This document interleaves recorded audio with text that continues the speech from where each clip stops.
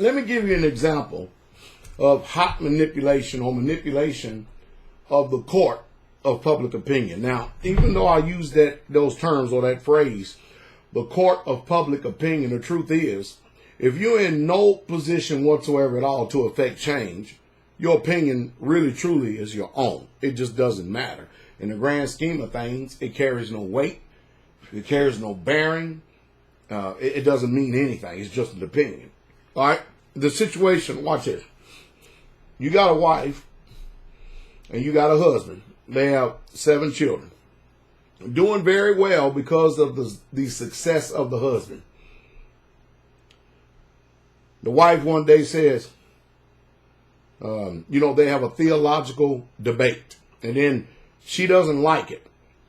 Now, mind you, all this time she's been controlling, manipulating, being a narcissist, ruling and dominating the family. The husband is going along as a figurehead thinking the whole time that he is actually the head of the home, because every single time something goes on and disagree, the woman runs to the church, which is in their mindset, they gender towards matriarchal and feminism. And so they always side with the woman no matter what. Okay? So the woman, they disagree theologically. Next thing you know, the man goes to work, he comes home. Next thing you know, his children has literally been kidnapped from him. In other words, the wife has taken the children and took off. No abuse. The man has been providing. They have no need of anything or nothing just because of the way her emotions is running. All right? Just takes off. The man is like, where is my family? Where is my children? All right? She goes out there and tells the whole world, he's verbally abusing me. He's emotionally abusing me. He doesn't do this. He doesn't do that. But everybody that knows his character is like, I don't believe this. But then when they come to find out later on that this man believes in, all of a sudden, because he's been reading his Bible and keeping the commandments, all of a sudden that is offensive. So she goes out and persuades and sways more people to try to bring him back under her umbrella of authority. He's like, I ain't having it. I am the head. I am the man of the house. And I am going to lead this house both naturally and spiritually the way that I see fit. She go, no, you ain't. No, ain't. No, ain't. You ever been in one of those situations where you know men who think that they are the head of their house, and then what happens is that you're going to go do something and a woman says no, or you say, we're going to go do this. She says, no. And you keep on acquiescing, you keep on capitulating until finally she's agreeing in what the family's going to do. Now you got to ask yourself a question. Are you really truly the head? Are you really truly ruling? Or is she still ruling? Because see, her disagreement, still she ends up getting her way, don't she? So what they're doing is using the strength of this system. Now, Christians would tell you that you should not go and sue a brother before the law. A brother. 1 Corinthians 6, chapter 6, verse 1. But when things don't run their way, first thing they do is go to the law. I tell you that they ain't got no conviction at all. So anyway, as time passed, come to find out that the wife has been running around town, slandering her husband's name, disparaging his name. Then the husband comes to find out a conversation piece in a text message or form of a note that this wife has actually done talked to another female and already had a plan to leave him. The whole time she's playing the game of victim, telling her side of the story. Nobody gets to hear him. All of a sudden, this man comes across straightway in the ministry straightway. So we hear myself and Sister Carol, we actually jumped on the airplane, flew up there just so we could hopefully be able to. We had a meeting up there so we could hopefully meet her. Nope, don't want to meet me. Nope. But you know what? The whole area slandered, defamed, talked about me, falsified. None of them knew me, ever met me.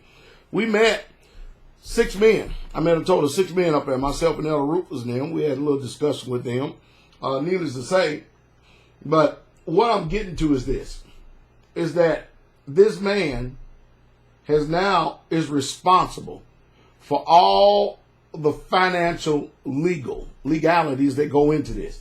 He has to pay for her defense, her representation. He has to pay for his. And mind you, he's the sole breadwinner of the family. All right? And he has to give her money, court ordered. He has to do all this because she's disgruntled. She is emotionally challenged. I keep telling you, there's mental illnesses that is going on in this world that are going undiagnosed. That people, I'm telling you, there's some serious problems. So as time goes on, people, especially get wind of the ministry here, they can't stand truth. I ask for open civil discussions and debate, can't never get them. These are people who's supposed to be the cream of the crop when it comes to theology, who's supposed to be afraid of no one. So anyway, she's at the Christian church, and they don't see her husband. Where's your husband? What's the first thing a woman do? I'm going through separation.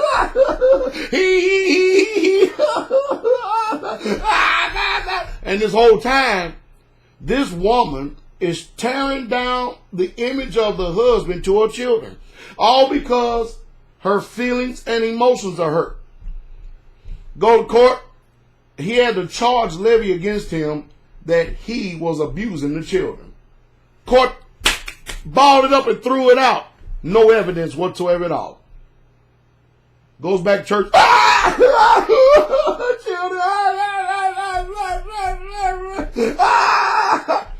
Then the first thing you do, everybody want to talk to him. Bro, what's trouble? What's the problem, man? Why you don't? You can't imagine. You can't even blame the brother for being in the position. Man, I don't even want to hear this, man. I ain't got time for this. I ain't got time to talk to you. She goes and throws out his name and messes his name up in the public, in the community, affects his job, affects his livelihood, affects his income that's coming in. It's pretty dang foolish, isn't it? The Bible does say that a wise woman will build a house, but a foolish woman will pluck it down with her hands. I'm going to throw this in here. I want y'all to listen to me, because it's easy to manipulate uninformed people. I often say that many of you hear one side of something and you get gamed. You are in it, hook, line, and sinker. It's just a sad thing. Again, I will say it again. Just because you have an opinion about something doesn't mean that your opinion is of value. It means nothing. It's only your opinion. And I teach men that when people don't have power or authority to affect change, ignore them. They don't mean anything. They don't mean nothing at all.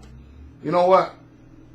The day is coming when justice will be served, be it this life or the next. And I know that most people don't think that eternity is coming, but eternity's coming a whole lot quicker than we all think. We're only one breath from it. The truth of that court is going to be in session one day. And I can't wait for that day, for all of us to be judged before the real, true, biblical, ecclesiastical court of Moses and the prophets. Man, it's going to be a wonderful day, especially for us Israelites to keep the law, statutes, and commandments. Until then, we've got to endure persecution. We got to endure hardness as a good soldier. We got to endure being lied upon, falsified, forsaken by family, betrayed, the whole 9 yards. My advice to the brother, keep your head up, man. And let me tell y'all something. I'm saying all this again. Men, after watching these videos that I've been putting out, you go out and get a marriage license after the state, and that woman turns on you and no longer submits to you as your head, you deserve exactly what you get.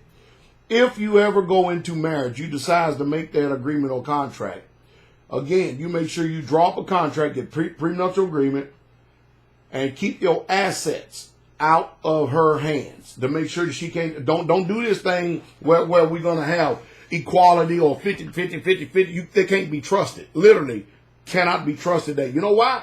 Because the type of woman I'm talking about is the type of woman that is an American-made woman. Now, mind you, this woman is someone that's come from another country where the men were feminist, they was emasculated, eviscerated, and they estrogen dominant. Then she comes over here, all right, and then learn the American way. Woo-wee.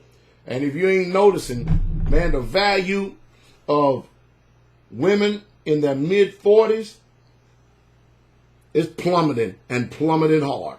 But the value of a man in his mid-40s continues to go up. The one thing about it is, this man, this brother will never, ever, ever make that mistake again.